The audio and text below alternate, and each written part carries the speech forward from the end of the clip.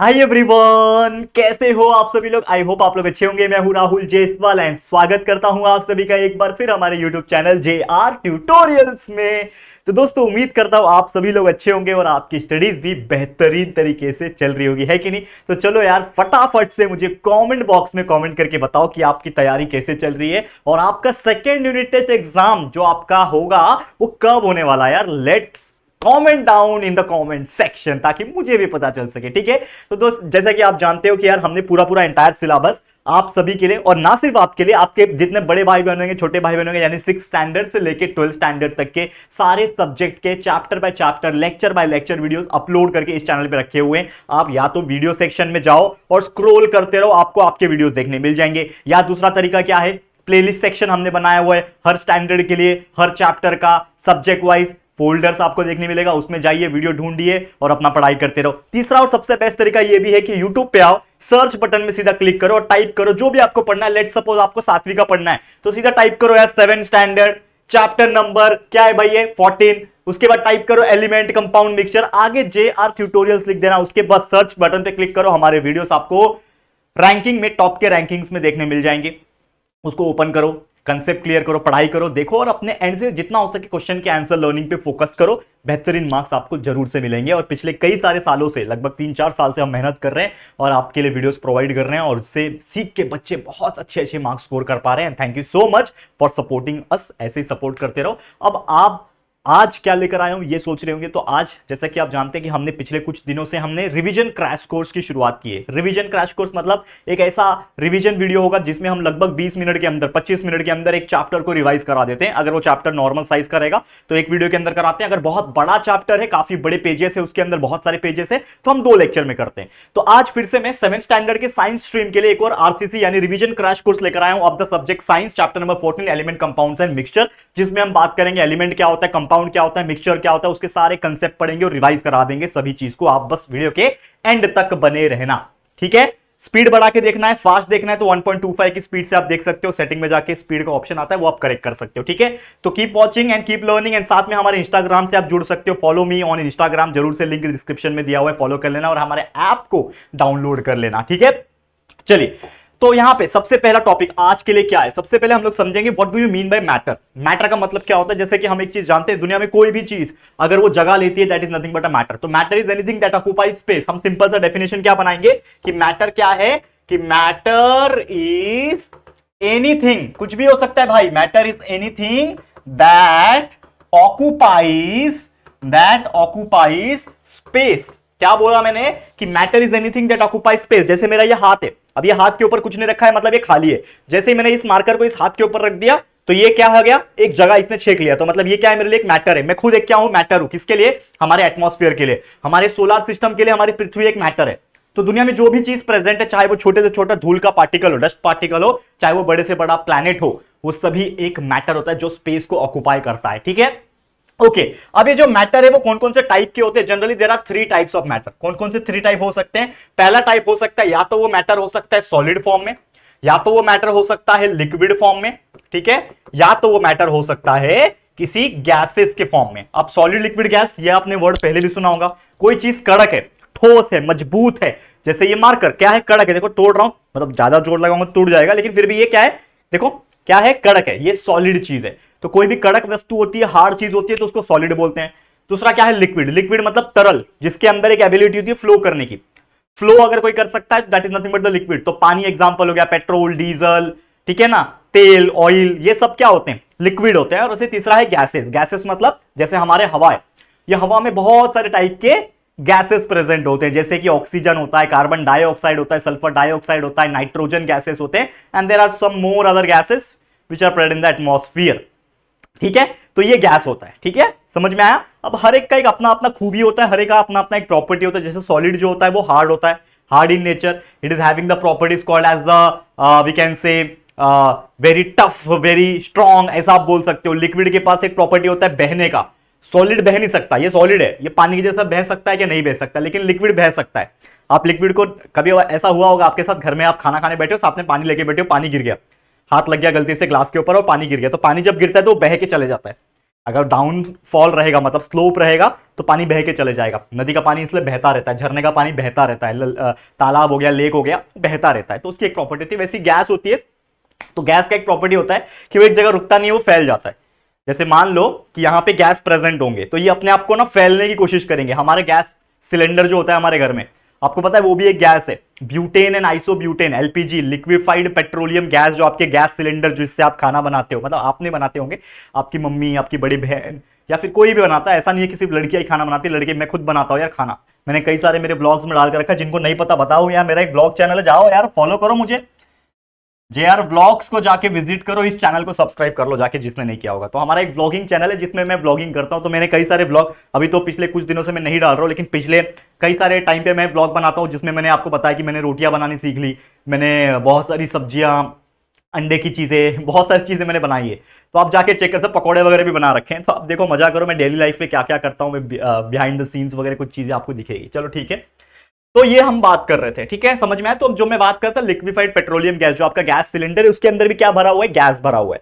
अब वो सिलेंडर जो है वो एक मेटल से बना हुआ है, लोहा से बना हुआ है, इसके लिए वो मजबूत है, समझ में आ रहा है। और उसके अंदर जो गैस है उसके अंदर ट्रैप होके बैठे हुए, लेकिन जैसे ही एक होल मारोगे आप, मतलब मारना मत गलती से भी, it is not recommended, first of all बहुत डेंजरस चीज है, लेकिन अगर बाई चांस उस सिलेंडर में होल हो जाता है तो गैस उस सिलेंडर में से फटाक से निकलेगा, क्योंकि गैस की एक प्रॉपर्टी होती है वो दूर भागना चाहता है, because intermolecular forces of attraction is very weak in the gases, very strong in case of solid, moderately strong in case of liquid and very very weak in case of A gas. ये हमने पढ़ा हुआ है, intermolecular forces of attraction, ठीक है। अगला topic है element, जो असली टॉपिक है हमारे इस चैप्टर का। जैसे हमने बताया इस चैप्टर का नाम क्या है, एलिमेंट, कंपाउंड एंड मिक्सचर, उसके बारे में हमें पढ़ना है। तो मैटर तो समझ लिया, लेकिन मैटर के अंदर एक सबसे इंपॉर्टेंट चीज आता है एलिमेंट। अब एलिमेंट क्या है, तो एक ऐसा सब्सटेंस है जिसके मॉलिक्यूल्स बने होते हैं, they are made up of one और more atoms which are exactly alike, is called an element. मतलब क्या, इसका बेसिक मतलब क्या हुआ कि कोई भी ऐसा सब्सटेंस जिसके अंदर बहुत सारे छोटे छोटे पार्टिकल्स होंगे। ऑब्वियसली ये जो आपको मार्कर दिख रहा है ये क्या सिंगल प्लास्टिक से बना हुआ है, यस, दिखने में सिंगल प्लास्टिक लग रहा है, लेकिन इसके अंदर भी छोटे छोटे पार्टिकल्स होंगे। जिस प्रकार हमारा शरीर, आपको एक पूरा शरीर दिखता है, लेकिन इसके अंदर छोटे छोटे सेल्स है, करोड़ों हजार टाइप करोड़ सेल्स होते हैं, पता है ना आपको। सेल्स इतने छोटे होते हैं कि हम उसको आंख से देख नहीं पाएंगे। अगर मैंने इतना सा चमड़ी कट करके निकाला, उसको माइक्रोस्कोप में देखूंगा तो उसमें भी लाखों सेल्स आपको दिखेंगे। तो cell is the structural and unit of a life, ठीक है। उसी प्रकार जो हमारा एलिमेंट होता है, एलिमेंट के अंदर भी बहुत सारे एटम होते हैं, ठीक है। एलिमेंट के अंदर भी क्या होते हैं, एटम होते हैं। तो जब बहुत सारे जब एटम होते हैं तो वो अगर सेम है, एग्जैक्टली सेम है, तो उस चीज को हम लोग बोलेंगे एलिमेंट, ठीक है। उस चीज को हम लोग क्या बोलेंगे, एलिमेंट। तो एलिमेंट क्या होगा, अगर उसके अंदर जितने भी एटम्स हैं वो सब एक ही है, एक ही जैसे हैं, तो that is nothing but the element. तो एक ऐसा सब्सटेंस, ठीक है। अब एलिमेंट कौन से टाइप के होते हैं, जनरली 3 टाइप का एलिमेंट होता है। अगर हम बात करें पहले मेटल्स, दूसरा बात करें नॉन मेटल्स, ठीक है, और तीसरा अगर मैं बात करूं तो वो है दोस्तों मेटालॉइड्स। याद रखना मेटालॉइड्स, ये अगर जो जान जाएगा वो समझ लो बहुत सारी चीजें सीख जाएगा। ये आपने शायद पहले भी पढ़ा है, एक चैप्टर था मेटल्स नॉन मेटल्स के ऊपर, ये शायद आपने पढ़ा होगा। तो मेटल्स क्या होता है जनरली, जैसे अब हम एलिमेंट्स की बात कर रहे हैं, तो एलिमेंट्स क्या एक वस्तु है, कोई भी एक सब्सटेंस हो सकता है, लेकिन एलिमेंट्स के 3 प्रकार है, एक मेटल होगा, नॉन मेटल होगा, तीसरा मेटालॉइड होगा। तो मेटल मतलब क्या, मेटल मतलब ऐसे सब्सटेंस जिनके पास कैपेबिलिटी होती है कि वो बहुत good conductor of electricity and heat होते हैं। मतलब जिसमें से आप इलेक्ट्रिसिटी को पास करो तो उसमें से बिजली पास होकर चले जाए, हीट पास करो तो हीट पास होकर चले जाए। ये बहुत ज्यादा मजबूत होते हैं, हार्ड होते हैं, ठीक है। और भी कई सारे इसके अंदर प्रॉपर्टी होती है, जैसे मेलिबिलिटी। मेलिबिलिटी का मतलब होता है कि अगर आप उस चीज को मारो, उस टुकड़े को या फिर कोई भी सब्सटेंस उसको मारो तो वो चपटा शीट बन जाएगा। उस चीज को आप खींचो तो वो आयर बन जाएगा वो। तो that is nothing but the properties metal के पास होता है। ये शायद आपने पढ़ा है, चैप्टर नंबर 7 था आई गेस, मुझे जहां तक श्योर है, ठीक है। तो ये जो चीजें मैं बता रहा हूं, या फिर नहीं भी पढ़ा होगा कोई बात नहीं, जो मैं बता रहा हूं उसके ऊपर आप फोकस करोगे, जो मैं बता रहा हूं और उसको नोट डाउन करोगे तो आपका नोट्स भी ऑटोमेटिकली बन जाएगा। मैं हमेशा से बच्चों को बोलता हूं कि बहुत सारी चीजें मैं बोर्ड पे लिख के भी लाता हूं, बहुत सारी चीजें मैं मुंह से बोलता हूं, ठीक है, क्योंकि हर एक चीज लिखना तो यार पॉसिबल नहीं है ना। एक यूट्यूब पे वीडियो हम बना रहे हैं वो भी फ्री ऑफ कॉस्ट, तो बहुत सारी चीज हम सिर्फ बता सकते हैं। तो एज ए स्टूडेंट अगर आपको लगता है कि मैं बहुत अच्छा वैल्यूएबल चीजें प्रोवाइड करता हूं आपको, तो प्लीज अपना नोटबुक निकाल के मेरे साथ में आप पढ़ाई करो। तो मैं डेफिनेटली बोल सकता हूं जो बच्चा ये काम करता होगा वो 90% इजीली निकाल पाएगा, इतना तो मैं श्योर हूं। बच्चे निकालते भी, मुझे कमेंट आते रहते हैं दुनिया भर के, डेली कमेंट आते हैं, मतलब 1000, 1500, 2000 कमेंट डेली के आते हैं मुझे। मैं सबको रिप्लाई भी नहीं दे पाता, मुश्किल से 100-50 लोग को रिप्लाई करता हूं, कभी कभी तो नहीं भी कर पाता हूं। कभी कभी यार 10 10 दिन बीत जाते मैं रिप्लाई नहीं कर पाता हूं, because I am so much busy in producing the videos for doing the hard work for you guys. जितना हो सके उतना करता हूं, जैसे कि आप जानते भी होंगे। ठीक है, तो चलो वो बात नहीं करेंगे, लेकिन वापस टॉपिक में मैं वापस आ रहा हूं। क्या बोल रहा था मैं, कि जो मैं चीज बता रहा हूं उसको आपको नोट डाउन करना है। तो मेटल्स का मतलब क्या बोला, उसके पास कुछ प्रॉपर्टीज होती है, जैसे वो हार्ड होता है, उनके पास मैलेबिलिटी एंड डक्टिलिटी की प्रॉपर्टी होती है, वो बहुत हार्ड स्ट्रांग होते हैं। ठीक है, उनके पास गुड इलेक्ट्रिसिटी एंड हीट की कंडक्टिविटी प्रॉपर्टी होती है। जैसे एग्जांपल के तौर पे बात करूं, मेटल्स के एग्जांपल क्या है, मतलब मैं किसको मेटल बोल सकता हूं, तो मेटल मतलब जैसे कि कॉपर हो गया, तांबा, कॉपर, आयरन, लोहा, ठीक है, एल्यूमिनियम, ठीक है ना, एल्यूमिनियम हो गया, मैग्नीशियम हो गया, ठीक है, ये सब चीजें, गोल्ड हो गया, सिल्वर हो गया। तो ये कुछ ऐसे चीज है या फिर एक ऐसे सब्सटेंस है जो मेटल्स कहते हैं अपने आप को। क्यों मेटल्स कहते हैं, मतलब मेटल्स के कैटेगरी में आते हैं, नाम इनका बेशक अलग अलग है, लेकिन ये मेटल्स है। क्यों मेटल्स है, क्योंकि उनके पास कुछ प्रॉपर्टीज ऐसी है जो सिर्फ मेटल्स के पास हो सकती है। करेक्ट है, इसलिए हमारे घर में जो भी वायर्स बनते हैं वो कॉपर के होते हैं, बड़े बड़े जो वायर्स होते हैं जो खंबे पे लगे होते हैं वो एल्यूमिनियम के होते हैं, because they are metals and they are very good conductor of electricity. Next है नॉन मेटल्स। नॉन मेटल्स का मतलब क्या होता है, नॉन मेटल्स का मतलब ये होता है कि जिनके पास ऐसी प्रॉपर्टी होती है जो मेटल्स के पास नहीं होती। जैसे मेटल्स अच्छा कंडक्टर है इलेक्ट्रिसिटी का, मतलब मेरे अंदर से, मैं अगर मेटल हूं तो मेरे अंदर से बिजली पास होकर जाएगी, लेकिन नॉन मेटल के केस में ऐसा नहीं होता। तो नॉन मेटल कौन कौन से हो सकते हैं, बहुत सारे नॉन मेटल आपको मिलेंगे। जैसे कार्बन नॉन मेटल है, ठीक है ना, जैसे ऑक्सीजन नॉन मेटल है, ठीक है ना, फ्लोरीन नॉन मेटल है। ऐसे कुछ चीजें जिसमें से बिजली पास नहीं हो सकती। बहुत सारे गैसेस भी होते हैं उसमें। पहली बात तो ये स्ट्रॉन्ग नहीं होते, जितने भी नॉन मेटल्स होते हैं ये स्ट्रॉन्ग नहीं होते। जैसे कार्बन, कार्बन क्या, कोयला, कोयला को मारो पाउडर बन जाएगा, मजबूत है क्या, हार्ड है क्या, नहीं होता। तो ये सब चीजें होती है, आपको ध्यान में रखना है। वैसे तीसरा है मेटालॉइड्स। ठीक है, मेटालॉइड्स क्या है, जिसके पास लगभग मेटल्स एंड नॉन मेटल्स की कुछ कुछ प्रॉपर्टीज होती है, जो दोनों का मिक्सचर होता है एक तरीके से, तो मेटालॉइड्स बोलते हैं। इसका एग्जांपल आपको याद रखना है, सिलिकॉन, जर्मेनियम, आर्सेनिक, ये सब कुछ एग्जांपल से आप जरूर से नोट डाउन कर सकते हो, जो मैं बताने की कोशिश कर रहा हूं। ठीक है, अब नेक्स्ट है इन एलिमेंट्स का, जो मैंने आपको अभी एलिमेंट्स बताया, ये एलिमेंट्स का डे टू डे लाइफ में क्या यूज है। आपके मन में सवाल आता होगा कि सर इसका हमें डे टू डे लाइफ में क्या यूज है। बहुत ज्यादा यूज है। अगर हमारे इस दुनिया में मेटल्स, नॉन मेटल्स, मेटालॉइड नहीं होते तो शायद हम जो इतने आसानी से जो जिंदगी जी पाते वो नहीं जी पाते। अब मुझे एक बात बताओ कि मैंने एक चश्मा पहना हुआ है, ठीक है, अब ये चश्मे का जो फ्रेम है वो लगभग लोहे और कुछ मिक्सचर से बना हुआ है। तो लोहा क्या है, मेटल है, जैसे मैंने बताया मेटल्स लोहा है, तो एलिमेंट है वो एक तरीके का। मेटल्स क्या है, एलिमेंट है। तो मान लो इस दुनिया में एलिमेंट ही नहीं होते तो पहली बात तो जो जिंदा हो ना आप लोग, या फिर मैं जिंदा हूं ना, हम जिंदा ही नहीं रह पाते, बिकॉज जो ऑक्सीजन हम अंदर ले रहे हैं ये ऑक्सीजन भी एक एलिमेंट है। ठीक है, तो दुनिया में तो ये नेचुरल प्रेजेंट है, हमने बनाया तो नहीं है बेशक, लेकिन ये नेचुरली प्रेजेंट है, लेकिन है तो ये एलिमेंट। तो हमारे डे टू डे लाइफ में चाहे हम ऑक्सीजन ले रहे हो, कार्बन डाइऑक्साइड छोड़ रहे हो, चाहे हम लोहे का कोई सामान इस्तेमाल कर रहे हो, चाहे हमारे घर में बिजली की वायर्स घूम रहे हो, बिजली प्रोड्यूस हो रही हो, या फिर हम घर में अपना खाना बना रहे हो एल्यूमिनियम के बर्तन के ऊपर, ये सभी चीज डे टू डे लाइफ में हम यूज करते हैं, और इसके बिना हमारी जिंदगी अधूरी है कहीं ना कहीं। ऐसा नहीं बोल रहा हूं कि जिंदा ही नहीं रह सकते, लेकिन कहीं ना कहीं अधूरी है। अलग बात है कि ऑक्सीजन वगैरह तो नेचुरल से है, लेकिन जो मेटल्स एंड जो चीजें हमने खुद से बनाई है, जैसे बर्तन हमने खुद से बनाई है, चश्मा खुद से बनाई है, या फिर कोई भी अदर चीजें हमने बनाई है, उसके बिना जिंदगी जी सकते हैं, लेकिन इतना आसान नहीं होगा। एकदम स्टोनेज मैन वाली जिंदगी जीनी पड़ेगी। तो क्या आप स्टोनेज मैन वाली जिंदगी वापस जी पाओगे? नहीं जी पाओगे। That is your conclusion. तो समझ में आ गया डे टू डे लाइफ में क्या यूज है एलिमेंट्स का। चलो अब आगे बढ़ेंगे, नेक्स्ट रिवीजन करेंगे क्या है, कंपाउंड्स। एलिमेंट समझ में आ गया, मैटर उसके पहले हमने देखा, समझ में आ गया। तीसरा चीज है जो कि एक कंपाउंड। अब कंपाउंड क्या होता है भाई, कंपाउंड एक मिश्रण है। मिश्रण मतलब मिक्सचर होता है वैसे, लेकिन मिक्सचर की बात अभी नहीं करूंगा, बाद में करूंगा। ये कंपाउंड क्या है, तो compound is nothing but a substance form by a chemical combination of two or more elements. मतलब अगर मैं दो एलिमेंट ले लिया अलग अलग, कोई अलग अलग दो एलिमेंट ले लिया और उन दोनों को मैंने चिपका दिया साथ में, चिपकाना मतलब रिएक्शन कर दिया केमिकल के तौर पे। केमिकल जो चीज होती है उसमें क्या होता है, चिपकना नहीं होता, उसमें रिएक्शन होता है। जैसे कोई दो चीज है, ठीक है, मैं बताता हूं एक सेकंड। अब ये एक मार्कर है, ये एक मार्कर है, दोनों को मैंने क्या किया, चिपका दिया, तो ये फिजिकली आपस में चिपक गए। क्या हो गए, फिजिकली आपस में चिपक गए, बिकॉज इसके पास मैग्नेट है। चलो ठीक है, लेकिन कोई केमिकल है, दो केमिकल है या फिर दो सब्सटेंस है, उसको आपस में जब मिला दिया तो वो घुल के मिल जाएंगे। जैसे पानी के अंदर शक्कर डालते हो तो घुल जाता है, पूरा डिसॉल्व हो जाता है, उसी प्रकार। तो अगर मैं कोई दो एलिमेंट लेता हूं, उन दोनों को मिक्स करा देता हूं, एक दूसरे को मैं कंबाइन कर देता हूं, तो दोनों के बीच में क्या हो जाएगा, केमिकल रिएक्शन बन जाएगा, एंड उन केमिकल रिएक्शन के होने की वजह से एक नया चीज बनेगा, उसको बोलते हैं कंपाउंड। तो जैसे यहां पे डेफिनेशन बोलता है कि when to or more element, दो या फिर दो से ज्यादा एलिमेंट जब कंबाइन हो जाएंगे एक दूसरे के साथ, the product form that will be called as compound. तो इससे एग्जांपल कुछ भी हो सकता है, जैसे एग्जांपल के तौर पे पानी, H2O। अब H2O अगर आप देखोगे तो इसमें हाइड्रोजन है दो और ऑक्सीजन है। तो जब हाइड्रोजन और ऑक्सीजन जब दोनों मिल गए तो उनके बीच में रिएक्शन होकर क्या बन गया, H2O बन गया। उसी प्रकार एक कार्बन ले लिया, एक एलिमेंट है कार्बन, साथ में मैंने ऑक्सीजन ले लिया, ठीक है, तो कार्बन एक अलग एलिमेंट है, ऑक्सीजन अलग एलिमेंट है, लेकिन दोनों को साथ में रिएक्शन करूंगा तो ये बन जाएगा कार्बन डाइऑक्साइड। तो ऐसे न जाने हजारों लाखों करोड़ों टाइप के आपको केमिकल रिएक्शन इसे एग्जांपल देखने मिलेंगे, जब दो एलिमेंट मिलके क्या बनते हैं, कुछ नई चीज बनते हैं, that is nothing but your compound. ठीक है, अब इसका मॉलिक्यूलर फॉर्मूला क्या होता है, तो जो हमने बात की कि जैसे मैंने बोला कि एक हाइड्रोजन ले लिया मैंने, साथ में ऑक्सीजन को ऐड किया तो क्या बन गया, ये पानी बन गया, H2O वाटर। जो हम पानी पीते हैं ये H2O होता है, वाटर होता है, करेक्ट है।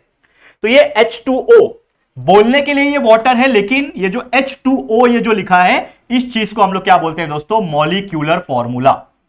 क्या बोलते हैं, मॉलिक्यूलर फॉर्मूला।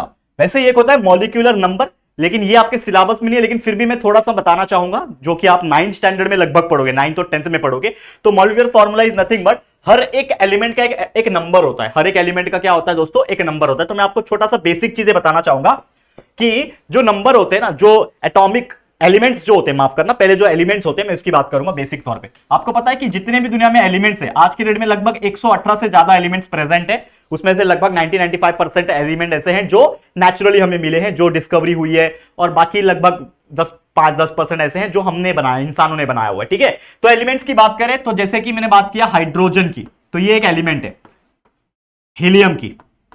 ठीक है, हाइड्रोजन हो गया, हीलियम हो गया, ठीक है, लिथियम हो गया, ठीक है, बेरिलियम हो गया। ठीक है, याद रखना ये सब चीज जो मैं बता रहा हूं, hydrogen, helium, lithium, beryllium. Boron हो गया, कार्बन हो गया, नियॉन हो गया, ठीक है ना, ऑक्सीजन हो गया, नहीं नियॉन नहीं आएगा, उधर पे नाइट्रोजन आएगा। ठीक है, एक सेकेंड, नाइट्रोजन हो गया, ऑक्सीजन हो गया, फ्लोरीन हो गया, और फिर यहां पे आएगा नियॉन। अब ये मैंने सीक्वेंस में ही क्यों लिखा, आप सोच रहे होंगे कि सर आपने वो नियॉन को हटा के नाइट्रोजन ही क्यों लिया, नियॉन भी तो है, लेकिन ये मैंने नंबर वाइज लिखा है। तो आपको मैंने बताया कि 118 एलिमेंट से ज्यादा है, तो हर एक को एक नंबर दिया गया है, जिसको हम लोग बोलते हैं एटॉमिक नंबर। और वो एटॉमिक नंबर हर एक एलिमेंट का एक फिक्स है। तो जैसे हाइड्रोजन नंबर 1 पे आता है, तो एटॉमिक नंबर इज 1 2 3 4 5 6 7 8 9 एंड 10। वैसे 118 तक, तो मुझे 30 तक याद है। और मैं हमेशा अपने बच्चों को बोलता हूं, यानी आप लोगों को बोलता हूं, अगर आप 10वीं तक के बच्चे हो तो आपको 20 तक याद रखना चाहिए, 12 तक के बच्चे 30 तक है। तो मेरे को पूरा याद है, और मैंने उसका एक शॉर्टकट तैयार रखा है। और उस शॉर्टकट को अगर आप पढ़ना चाहते हो, जिसको हम लोग शॉर्टकट तरीके से में बोलते हैं, HHE लीबे बकनॉफ ने नामक एलसी पेप्सी कोलर केसी है, science teacher very cruel man, idiot को निकाले कॉलेज जाकर। तो मैंने एक खुद का डायलॉग बना लिया है, तो मुझे 30 तक याद है। आप कोई भी एलिमेंट 30 तक के मुझे नाम बोलो और उसका मैं नंबर बता दूंगा। तो आप लोग कैसे याद करोगे, उसके लिए मैंने अलग से एक वीडियो बनाया हुआ है, आप सिर्फ सर्च करना यूट्यूब पे जाके, how to learn modern periodic table, या फिर how to learn atomic number of elements by JR tutorials. Last में चैनल का नाम टाइप करोगे तो ही आएगा ना वीडियो। तो जो भी सर्च करो, लास्ट में बाय JR ट्यूटोरियल्स लिखोगे तो हमारे वीडियो मिल जाएगी, उसको देखना और लर्न कर लेना, ताकि आप बहुत ज्यादा स्मार्ट बन पाओ और अपने बाकी दोस्तों से आगे निकल पाओ। तो ये चीज जरूर से करना, ठीक है। तो मॉलिक्यूलर नंबर क्या होता है, पहली बात तो जो एक एलिमेंट है तो वो क्या है, एटम है। तो एटम के पास नंबर होता है, लेकिन अगर उसको हम जोड़ दें तो मॉलिक्यूलर नंबर बन जाता है। जैसे हाइड्रोजन का 1 है, हाइड्रोजन कितने पे, 1 पे, लेकिन यहां पे 2 हाइड्रोजन है, बराबर, 2 हाइड्रोजन है ना, तो मतलब 2 मल्टीप्लाई बाय 1, प्लस ऑक्सीजन का कितना यहां पे अगर आप देखोगे तो 8 है, बराबर। तो प्लस ऑक्सीजन एक ही है तो 8 ही रहेगा, नहीं तो अगर 2 होता तो 8 मल्टीप्लाई बाय 2 करते। ठीक है, तो कितना आएगा, 2 मल्टीप्लाई बाय 1 इज 2 प्लस 8। ठीक है, कितना हो जाएगा, दैट इज, हाँ ये हो जाएगा मॉलिक्यूलर नंबर, इसका हो जाएगा, बराबर। और इसका होता है मॉलिक्यूलर मास भी होता है, मॉलिक्यूलर मास कैलकुलेट करने के लिए ज्यादा पूछता है, कभी कभी एग्जाम में पूछता है, लेकिन ये आपको नहीं पूछेगा, ये मैं आपको एक्स्ट्रा बता रहा हूं, ये 9वीं 10वीं के रेंज का है। मॉलिक्यूलर मास 2 है, 2 मल्टीप्लाई बाय 1, बराबर। एटॉमिक मास अलग चीज है, एटॉमिक नंबर अलग चीज है। तो हाइड्रोजन का एटॉमिक नंबर भी 1 है, एटॉमिक मास भी 1 होता है, 2 है इसके लिए 2 मल्टीप्लाई बाय 1।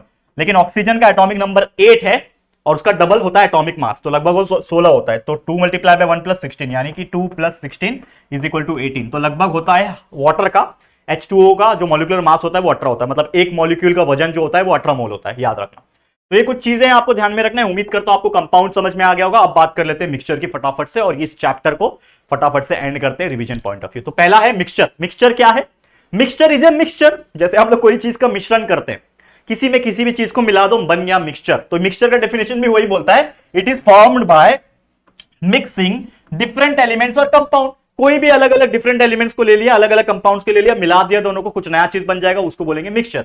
और मिक्सचर में और कंपाउंड में बेसिक फर्क क्या है? कंपाउंड में क्या था कि एलिमेंट ही लेना पड़ता था, दो एलिमेंट या फिर दो से ज्यादा एलिमेंट को ही कंबाइन करना पड़ता था, तब जाके वो कंपाउंड बनता है। लेकिन मिक्सचर अलग क्यों है? क्योंकि मिक्सचर में कोई भी चीज आप मिला सकते हो, चाहे वो कंपाउंड हो चाहे वो एलिमेंट हो, आप कोई भी चीज मिला सकते हो, और उनका जो प्रपोर्शन होता है मिलाने का वो फिक्स नहीं होता है, इट इज नॉट फिक्स। जैसे हम लोग को चाय बनाना होता है तो हम क्या करते हैं, नॉर्मली एक कप चाय में हम एक चम्मच शक्कर डालते हैं, करेक्ट है, तो चाय अच्छी बनती है।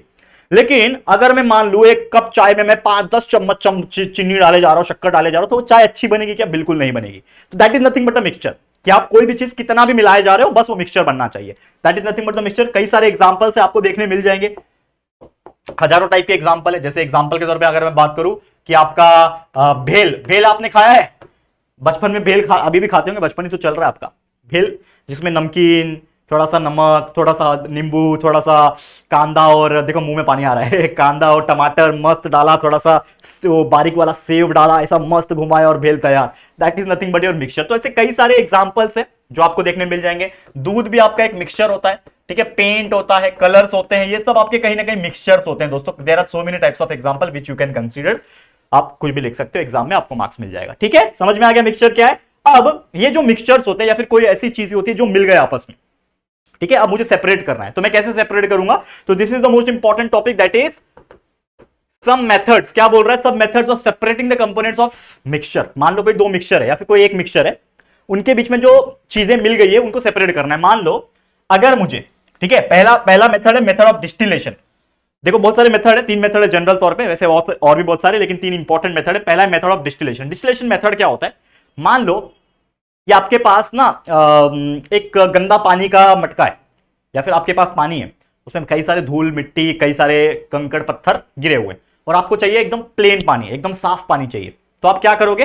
फिल्टर पेपर ले लोगे, उसमें से पानी डालोगे और नीचे से साफ पानी निकल जाएगा। लेकिन वो जो पानी होगा, साफ पानी, क्या वो 100% ड्रिंक करने के लिए सेफ है, पीने के लिए सेफ है क्या? नहीं। आप बोलोगे कि सर हो सकता है उसमें बहुत बारीक बारीक मिट्टी फंसी हो सकता है उसमें कुछ बैक्टीरिया हो, वायरस हो, कुछ भी हो सकता है ना। तो इसके लिए बनाया गया डिस्टिलेशन प्रोसेस। डिस्टिलेशन प्रोसेस में होता क्या है कि एक बड़ा सा बीकर होता है, आपको अपने बुक में डायग्राम मिल जाएगा, लेकिन मैं आपको इमेजिनेशन, क्योंकि रिवीजन लेक्चर है तो आपको मेरा काम क्या है? रिवाइज कराना। तो कोई बीकर ले लो या फिर कोई आपके घर में बर्तन होगा, उसमें पानी उबाल लो, जो गंदा पानी है उसको उबाल लो। तो जब उबलेगा पानी तो वो भाप बन जाएगा, पानी भाप बनता है। वो जब भाप बनेगा, वेपर्स जब बनेगा, तो उसको एक पाइप से दूसरे बर्तन में कलेक्ट कर दो। जैसे ही भाप रहेगा दूसरे बर्तन में जाएगा और वहां पे बर्फ लगा देना कूल डाउन करने के लिए, वहां पे वो ठंडा हो जाएगा, और जैसे ही भाप ठंडा हो जाएगा तो वो पानी निकलेगा, और वो जो पानी रहेगा वो सबसे साफ पानी रहेगा। इसका जो नेचुरल एग्जांपल है डिस्टिलेशन प्रोसेस का, जो नेचुरल एग्जांपल है वो हमारा रेन। हर साल बारिश आती है, तो बारिश क्या है? डिस्टिल्ड वाटर तो है यार। जो बारिश आ रही है ना, वो एक तरीके का डिस्टिल्ड वाटर है। वो अलग बात है कि हमारे एटमॉस्फेयर थोड़ा गंदा है, धूल मिट्टी थोड़ा बहुत घूमता है, तो वो थोड़ा बहुत लग के आ जाता है, लेकिन कहीं ना कहीं वो डिस्टिलेशन प्रोसेस ही है ना, कि समुद्र में इतना गंदा सॉल्ट वाला पानी, लेकिन हमारे धूप से वो पानी इवोपरेट हुआ, भाप बना, कहां गया? एटमॉस्फेयर में गया, वहां ऊपर जाके ठंडा हुआ और वापस से बारिश के फॉर्म में नीचे गिरा, और ये पूरा चीज होने में उसको सालों लग जाते हैं। करेक्ट है? That is nothing but the distillation process. Next है सेपरेटिंग फनल। सेपरेटिंग फनल मतलब क्या होता है कि मान लो आपके पास दो लिक्विड है, दोनों लिक्विड को अलग अलग करना है। मान लो कि आपके पास एक है केरोसिन, ठीक है ना, और प्लस पानी।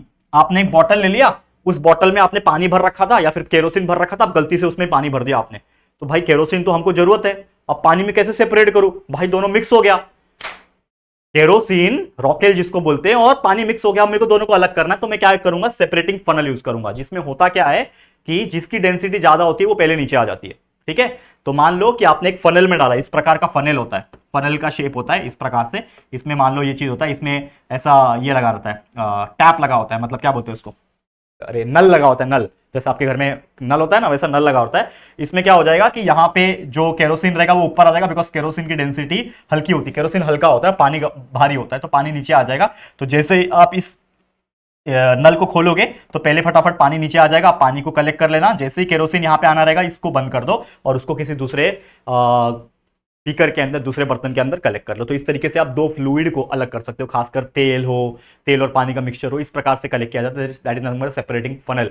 और तीसरा एग्जांपल है मेथड ऑफ सेंट्रीफ्यूगेशन। ये भी बहुत इंपॉर्टेंट चीज है। सेंट्रीफ्यूगेशन मतलब क्या होता है? मान लो कि कोई ऐसा चीज है जिसमें लिक्विड भी है और कुछ पार्टिकल्स भी है, तो सेंट्रीफ्यूगेशन में क्या होता है ना, उस चीज को गोल गोल घुमाया जाता है। टेस्ट ट्यूब रहता है उसके साइड में और उसको गोल गोल घुमाया जाता है। जैसे गोल गोल घूमता है तो सेंट्रीफ्यूगल फोर्स काम करता है। What do you mean by centrifugal force? That move away from the circle, from the centre of the circle. मतलब एक सर्कल अगर बन रहा है तो उसके बाहर की तरफ जो फोर्स लगता है that is nothing but the centrifugal force. तो जैसे आप गोल गोल घूमते तो आपको लगता है ना कि जब बाहर आपका फोर्स लग रहा है, तो उसी प्रकार का फोर्स जब लगता है तो जो भी सैंड पार्टिकल्स है या फिर जो भी माइन्यूट पार्टिकल्स, छोटे छोटे पार्टिकल्स रहेंगे वो इस टेस्ट ट्यूब में एकदम लास्ट में जाके चिपक जाएंगे और ऊपर क्या रहेगा, पानी रहेगा या फिर जो भी लिक्विड रहेगा वो रहेगा, उसके हिसाब से आप कलेक्ट कर सकते हो, सेपरेट कर सकते हो। ठीक है, तो उम्मीद करता हूं कि आपको बहुत बेहतरीन तरीके से मैंने ये रिवीजन करा दिया। देखो रिवीजन का मतलब यही होता है फास्ट फॉरवर्ड कराना, तो हमने रिवीजन करा दिया। लेकिन अगर आपने चैप्टर के लेक्चर्स नहीं देखे तो लेक्चर जाके अटेंड कर लेना, जो हमने ऑलरेडी बना के रखा है। इस चैप्टर का नाम सर्च करोगे तो जो लेक्चर्स आएंगे जो हमने व्हाइट बोर्ड पे बना रखा था 1-2 साल पहले, उसके वीडियो जरूर से देखना, फिर ये आके रिवीजन कर लेना तो और ज्यादा अच्छी तरीके से आपको समझेगा। तो इसी के साथ इस वीडियो को हम एंड करते हैं और इसी के साथ ये चैप्टर का रिवीजन होता है कंप्लीट। ऐसे और भी चैप्टर्स हम लेकर आते रहेंगे और कई सारे चैप्टर्स के ऑलरेडी हम बना चुके हैं, तो उसको देखो वीडियोस को और पढ़ाई करते रहो और अपने दोस्तों को बताते रहो। ठीक है, तो ये वीडियो आपको कैसा लगा है रिवीजन, जरूर से कमेंट करना, अच्छा कमेंट करना, वीडियो को लाइक कर देना, शेयर करना अपने सभी दोस्तों के साथ, उनको भी बताना यार कितना मेहनत कर रहे हैं राहुल सर, सब चीज प्रोवाइड करने के बाद भी रेस्ट नहीं कर रहे हैं, आपके लिए कंटिन्यूस आके डेली खड़े होकर रिवीजन लेक्चर्स भी बना रहे हैं। तो प्लीज शेयर टू एवरीवन, और पहली बार आए हो चैनल पे तो फटाफट से हमारे चैनल को सब्सक्राइब भी कर देना। ठीक है दोस्तों, तो चलो जल्दी मिलेंगे फिर एक और न्यू वीडियो में, तब तक के लिए thank you and good bye.